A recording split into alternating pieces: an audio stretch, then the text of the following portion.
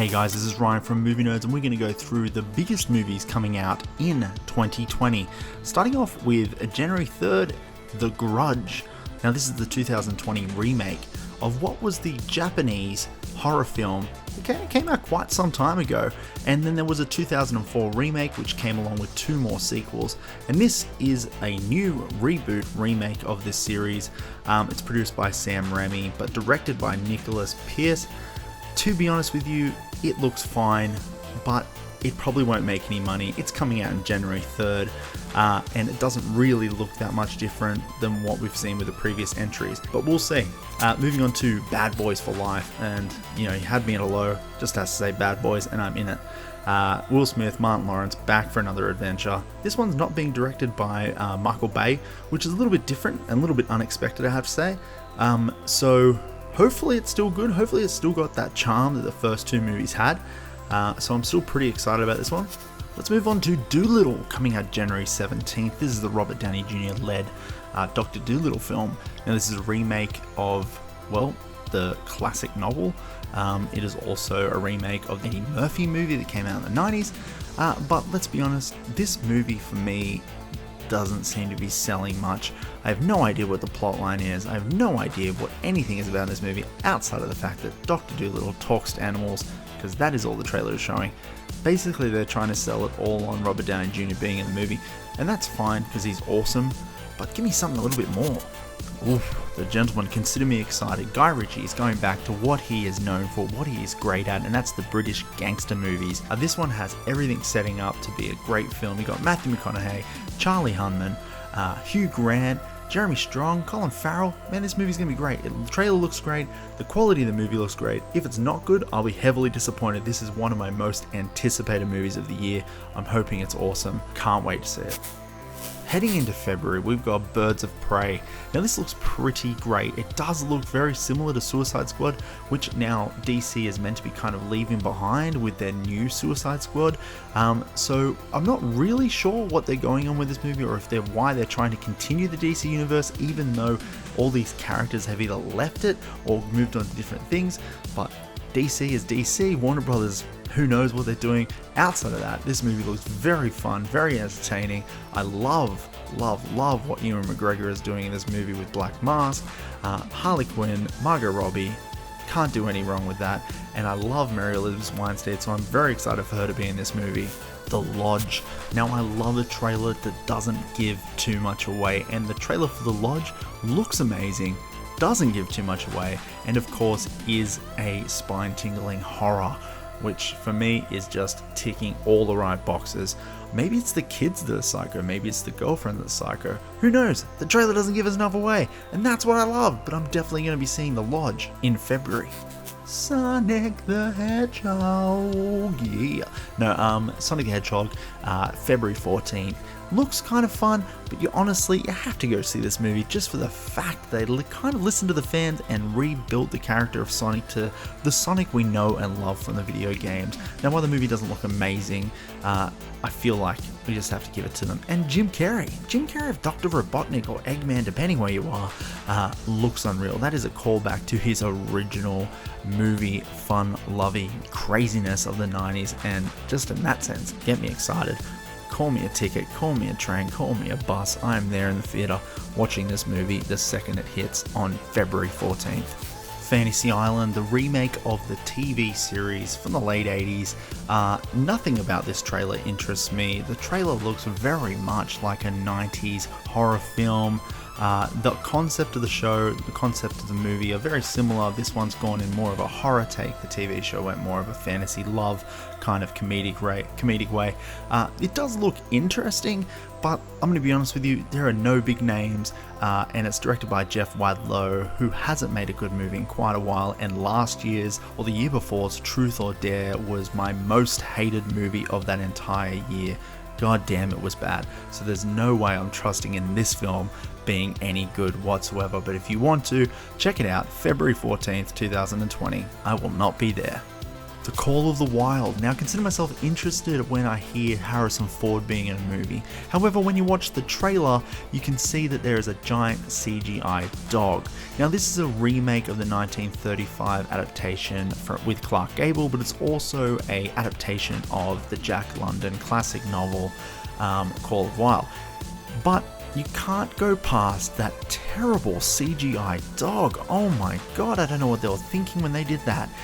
We're definitely at that point where that should look real, but it doesn't. It looks awful, and I'll be honest with you, the only way I'm going to see this movie is through the team at Corridor Crew, who would probably make a VFX artist react. The Invisible Man. Now, this is again one of Universal's classic monsters, but it's not connected to the Mummy and it's not connected to their dark universe they tried and completely failed to launch back in 2017. No, this is a standalone The Invisible Man film, and god damn, the trailer looks great. It's directed by Leigh Whannell, who is an Aussie just like myself. He had a part in the Saw franchise. He wasn't the director, he was one of the writers, and him with, of course, James Wan. And this film, it looks really interesting. They've gone down the complete and utter horror route, which is a little bit different than Hollow Man, which was another take on the Invisible Man story. And it stars Elizabeth Moss, who is also hot off the heels from The Handmaid's Tale. And she's been doing some great things, but unfortunately this movie falls into the trap where it's being positioned in February. And if you know anything about movies, that is the time where all the studios kind of just throw their crap at the wall where they know it's not going to stick. So hopefully this isn't one of those movies and The Invisible Man kicks ass like the trailer does. Heading into March, we get Onward. This is a Disney Pixar film. It brings the emotions, but it also brings a contemporary look at the fantasy world. We get two characters played by Tom Holland and Chris Pratt, who get the chance to bring back their dad for one day, but kind of bugger it up, and then of course have to fix it. And the movie actually looks really cool. I love the look of it. I love the characters that you get to see in it. They're really starting a universe here, which could continue on to other films. I doubt it will, but it looks really fun. I love what they're doing. It's directed by Dan Scallon, who hasn't done much before except for Monsters University and a Meta short film, but that's not saying much because the trailer itself looks really good and looks really fun, and it's also a Disney Pixar film, so you know they've been working on this film for quite some time, so consider me excited. This comes out March 6th. A Quiet Place Part 2. A Quiet Place was one of my favorite movies in 2018. It's one of the best horror movies that I've seen in a while. It's really different. It's a really interesting film. If you haven't seen the original, I highly recommend picking it up. It's directed by John Krasinski, who is Jim from The Office.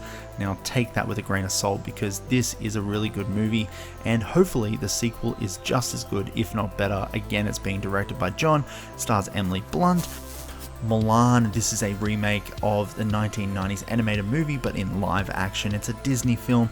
It looks beautiful. The costumes, the characters, the art, the backgrounds, everything about it just looks stunning. Unfortunately, it doesn't have the musical elements. It does seem to contain hints in the score, but it's not going to go down the route where it's going to be hearing stuff like, Man Out of You and all those kind of great hits that we originally saw in the animated movie. It also doesn't have Eddie Murphy playing a dragon, and there doesn't seem to be any hint at a magical dragon being connected to Mulan. As far as remakes go, this one looks pretty interesting. I'm really excited to see it, and that comes out March 27. Peter Rabbit 2: The Runaway. Now this is bringing together the original cast from this first movie of Peter Rabbit. We've got Rose Byrne, Domhnall Gleeson, and James Corden playing Peter Rabbit. It's directed by Will Gluck, again, who directed the original film. I quite liked the original Peter Rabbit. I thought it was pretty fun for a kids film. It was pretty entertaining, it was pretty funny, and all the characters were quite lovable. So I'm excited to see this film. It doesn't look like it hits all the same beats as the original, which is great. They're going on a completely different adventure. It's taking it away from the farm and moving on to somewhere else, which is really cool. And this comes out April 3rd. April 8th brings us No Time to Die. This is the latest adventure of the James Bond films and the last adventure we get to see Daniel Craig playing the 007 character. It looks pretty fun based on the trailer, a lot of returning actors including Ben Whishaw, Ralph Fiennes, of course Daniel Craig, but then we also get to see Rami Malek hot off the heels of Bohemian Rhapsody take on the villain role, which is cool because I think he definitely has a villain look to him.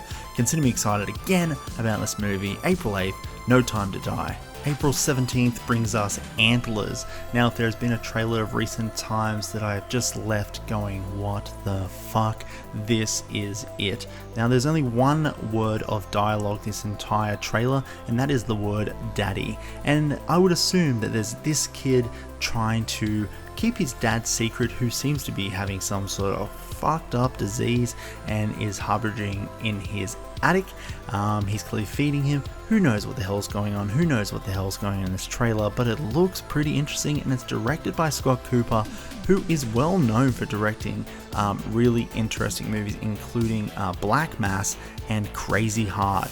Heading into May, we've got Black Widow. This is the first entry to the summer, and the exciting thing about it is it's also the first entry of the Marvel films of 2020 and actually this decade.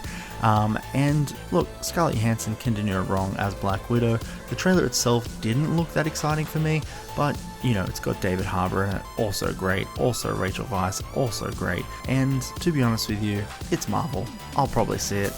Now, apparently Reese Witherspoon is bringing us Legally Blonde in May 8th. It's scheduled to open then, but nothing has come out about this movie. I haven't seen any press leaks, any stills from the set, nothing. No trailers, no posters, nothing. So, considering that it should be coming out in less than 6 months, I'm kind of concerned that this isn't going to make its release date, but it's going to be here anyway, Legally Blonde 3. Continuing the trend of women-led mystery films, The Woman in the Window looks very interesting. Amy Adams is a recluse that won't leave her house, that befriends a woman next door who goes missing, and then everything kind of turns on her. That is she imagining this thing? Who knows? Looks really interesting. May 15th, The Woman in the Window. SCOOB, this is a reboot of the Scooby-Doo franchise, which is pretty exciting. Haven't seen something since the early 2000s. This is an animated movie, which is where these films should be. This is a prequel. We are meeting Scooby-Doo for the first time and Shaggy for the first time, and they are also meeting each other for the first time, which is fun. We get to find out how they became best buds and how they team up with the mystery team later on in the film. It hits theaters May 15th. We are getting the family back together because Fast and the Furious 9 is hitting cinemas May 22nd. No trailer, no images, nothing is out about this film. But you know, we are all in. Vin Diesel, Tyrese Gibson, and potentially, from what we're hearing, a CGI Paul Walker are coming back for this film. I cannot believe we are already up to number 9, but you know what? They've all been pretty fun in a kind of ridiculous, over-the-top summer blockbuster way. So, you know, let's go see another one. Why not? Heading into June, we get Wonder Woman 1984, and if you loved Wonder Woman, the first movie, you are going to love this one. It's Wonder Woman, but in the 80s, the best decade that ever was and ever will be. And you know what? We can do no wrong. Wonder Woman heading in June 5th. June 19th brings us Soul. This is a Jamie Foxx-led Pixar film, which is actually pretty crazy to say that we're going to get 2 Pixar films in 2020, and this looks really fun. It actually looks super emotional. It's probably going to bring on the tears, especially for me. It looks very akin to Inside Out. It's basically the separation of bodies from their soul and how they deal with it. June 26th brings us Top Gun Maverick. I've been calling this movie for 31 years. I've needed it, and I still need it until I see it. Tom Cruise back as Maverick. Kenny Loggins is even coming back for a new song. Hello, I am here all day long for this movie. I cannot wait for it. The movie looks unreal. Tom Cruise is actually flying, fighter jets in this movie. He's doing his own stunts. Sure, he's probably not doing all of it, but let's be honest, he's doing a lot of it, and that guy is bonkers, balls to the wall, crazy. Also got Miles Teller playing Goose's son, Jennifer Connelly playing his love interest, John Hamm, Val Kilmer back as the Iceman. I've already bought my tickets. I'm going to probably see it 5 times, and I wish the Sydney IMAX was open, but it's not. We have to wait for the toaster machine to be built in 25. God damn it. Top Gun Maverick. Oof, I cannot wait. Ghostbusters Afterlife. Now, this is my second most anticipated movie of the year, and that's great because they come out around the same time. But Ghostbusters Afterlife is directed by Jason Reitman, the son of Ivan Reitman, and so this is going to be a passing of the torch film. It's forgetting the adventures of the 2016 female-led Ghostbusters film, which is fine because, to be honest, I didn't love it. But you know what? This movie looks really cool. It's great to see some returning faces, hopefully coming back to the movie as Sigourney Weaver, Bill Murray, Dan Aykroyd, and of course Ernie Hudson. Hopefully we'll see a Rick Moranis, but we'll definitely get a Paul Rudd, which is very cool because I love Paul Rudd. And this is led by a bunch of kids, Finn Wolfhard and McKenna Grace. Hopefully they kick ass in this movie, and hopefully we get to see some more films from this franchise because I love Ghostbusters. Ghostbusters is one of my all-time favorite movie alongside with Star Wars. I never know which one's my favorite because it's always a different thing each week. The Ghostbusters is amazing. I cannot wait for this. My second most anticipated film, only because Ghostbusters the 2016 kind of sucked. But if it didn't, this probably would be my most anticipated movie. But it looks very fun. I'm super keen for it, and hopefully you are too. July 10th that comes out. The next movie is Tenet, directed by Christopher Nolan. Now this looks like a time-traveling movie, kind of looks like a guy that is having to, live his life one more time and kind of change things that happen to hopefully fix up the future of someone else.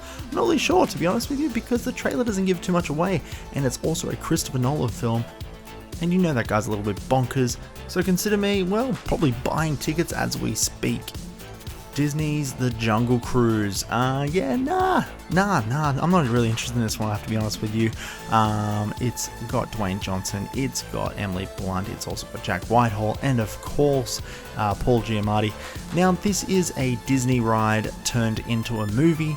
The Disney ride itself is a part of Disneyland, theme park attraction. And it appears Disney, of course, is trying to make money from a theme park attraction again, like they did with Pirates of the Caribbean. Which is fine because Pirates of the Caribbean was great. Unfortunate for the rest of the 5 sequels wasn't. However, hopefully this movie will be. Just not that interested at this point. July 31st brings us the next entry in the Sony spin-off series of the Spider-Man movies, which of course is Morbius. It's starring Jared Leto in the titular role of Morbius. If you don't know much about Morbius, he is a Spider-Man villain who suffers from a rare blood disease, and he basically is trying to fix himself and unfortunately turns himself into a vampire. He's very similar to the Lizard in the sense of what they do to themselves, but in this case, he's pretty annoying and pretty boring, and the only good thing I feel like personally, and I'm fine with people complaining about it, is the fact that he brought Blade along with him for a few adventures.